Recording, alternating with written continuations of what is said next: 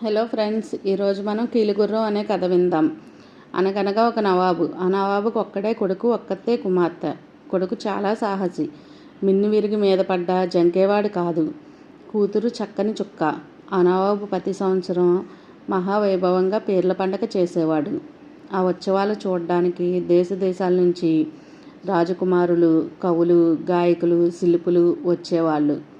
వచ్చి తమ తమ విద్యలను చూపి నవాబు వద్ద బహుమతులు పొందేవాళ్ళు. ఒక ఏడు ఆ ఉత్సవానికి ఒక ముసలి శిల్పి వచ్చాడు. ఇతర శిల్పులు ఆడే బొమ్మలు, పాడే బొమ్మలు, ఇంకా రకరకాల ప్రతిమలు తెస్తే ముసలి తాత ఒక కోయి బొమ్మ గుర్రాన్ని పట్టుకొచ్చాడు. తాతను చూడగానే మిగతా శిల్పులకు ఎక్కడ లేని నవ్వు వచ్చింది. ఈ గుర్రాన్ని నువ్వే చేసావా తాతయ్య అని అడిగాడు ఒక శిల్పి. భలే గుర్రం తాతయ్య, ఎంతకిస్తావో అని వెక్కిరించాడు మరొక శిల్పి. ఏమి గుర్రం ఇది, దేవతా గుర్రం అన్నాడు మరొక శిల్పి. వాళ్ళతో నీకెందుకని దీన్ని ఎంతకిస్తావో నిజంగా చెప్పు తాతయ్య అన్నాడు నవ్వకుండా మరొక శిల్పి. తాతకు కోపం వచ్చి, మీరు కొనలేరు, మీ అబ్బలు కొనలేరు, ఎందుకు వచ్చిన బాధ, పోండి పోండి అని కసిరాడు. నవాబు శిల్పులు తెచ్చిన బొమ్మలు చూసి మంచి వాటిని పుచ్చుకుని ఆయా శిల్పులకు తగిన బహుమతి ఇచ్చాడు. చివరికి ముసలి తాత కోయి గుర్రం మిగిలింది. ఏమిటి దీని విశేషం అని అడిగాడు నవాబు. ఏలినవారు చిత్తగిస్తే మనవి చేస్తాను. ఇది వట్టి చూపుల గుర్రం కాదు, కీలు గుర్రం. ఇది కన్ను మూసి తెరిచే లోపల చుక్కల్ని చూపించి వస్తుంది. ఆకాశం అంతు కనుక్కుంటుంది అన్నాడు.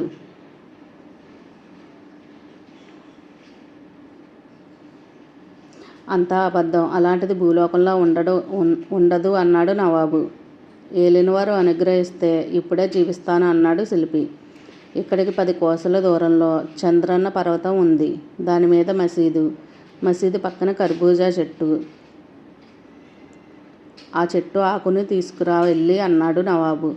ముసలి శిల్పి నవాబు అనుమతి పుచ్చుకుని గుర్రం ఎక్కి ఏదో బొడుపు లాంటిది మీట నొక్కాడు. గుర్రం ఆగమేఘాల మీద లేచింది. అది ఎప్పుడు వెళ్ళిందో ఎప్పుడు వచ్చిందో కూడా తెలియదు. ఆ శిల్పి ఆకుని తీసుకువచ్చి నవాబుకి ఇచ్చాడు. నవాబు ఎలాగైనా గుర్రాన్ని సంపాదించాలనుకున్నాడు. నీకేమి కావాలో కోరి పుచ్చుకో, నాకు ఆ కీలు గుర్రం ఇవ్వి అన్నాడు. అయితే మీ కుమార్తెను నాకు ఇచ్చి పెళ్లి చేయండి అన్నాడు శిల్పి. అంతా తెల్లబోయారు. శిల్పి 3 కాళ్ళ ముసలి, అందులో పగలు చూస్తే రాత్రి కల్లోకి వస్తాడు. అలాంటి వాడికి చూస్తూ చక్కని చుక్కని 16 ఏళ్ల బాలికను ఎలా ఇచ్చి పెళ్లి చేయడం అని నవాబు ఆలోచనలో పడ్డాడు. నవాబు కొడుకు ఇలా అన్నాడు. నువ్వు గారడీ చేస్తున్నావో లేక గుర్రానికి ఆ శక్తి ఉందో తెలియదు. అసలు ఇతరులు ఎక్కితే అది వెళ్తుందో వెళ్ళదో కూడా తెలియదు. నిజం తెలుసుకోకుండా ఎలా తీసుకోవడం, నేను పరీక్షిస్తాను అని అన్నాడు. అని అతను ఆ గుర్రం ఎక్కి మీట నొక్కాడు. అది రివ్వున లేచి చూస్తుండగానే మబ్బుల్లో మాయమైంది. నవాబు అతని బలగం తెల్లబోయి చూస్తున్నారు. ఇంత సాహసం జరుగుతుందని ఎవరూ అనుకోలేదు. నవాబు కొడుకు వస్తాడని ఎదురు చూస్తూ మధ్యాహ్నం అయ్యింది, ఆచూకీ లేదు. సాయంత్రం అయ్యింది, అయిపు లేదు. పొద్దుగునికింది, ఆనవాళ్ళు లేదు. నవాబుకు పట్టరాని కోపం వచ్చింది. శిల్పి ఆ గుర్రాన్ని తేకపోతే తన కొడుకు ఇలా అయ్యేవాడు కాదని వీణ్ణి జైల్లో పడేయండి, తర్వాత చూద్దాం అన్నాడు నవాబు. శిల్పిని తీసుకువెళ్ళి భటులు జైల్లో తోశారు. ఇంకా నవాబు కొడుకు ఆ కీలుగుర్రం మీద వాయువేగంతో పైకి లేచాడు. ఆ వేగానికి అతనికి భయం వేసింది. తను ఎంత ఎత్తున ఉన్నాడో కిందికి చూశాడు. మనుషులు కనిపించడం లేదు, చెట్లు కనిపించడం లేదు, తన కోట కూడా కనిపించడం లేదు.